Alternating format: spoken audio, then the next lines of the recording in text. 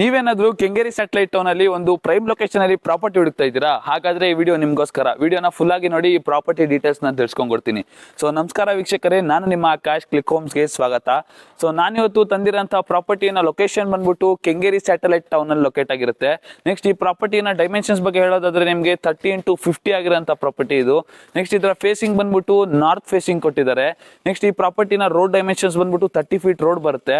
Next ಇದರ amenities ಬಗ್ಗೆ ಹೇಳೋದಾದ್ರೆ ನಿಮಗೆ ಜಸ್ಟ್ 10 ಸ್ಟೆಪ್ ಸಿಕ್ಕಿದ್ರೆ ನಿಮಗೆ ಬಸ್ ಸ್ಟಾಪ್ ಮತ್ತೆ ಮೇನ್ ರೋಡ್ ಆಕ್ಸೆಸಿಬಿಲಿಟಿ ಸಿಗುತ್ತೆ.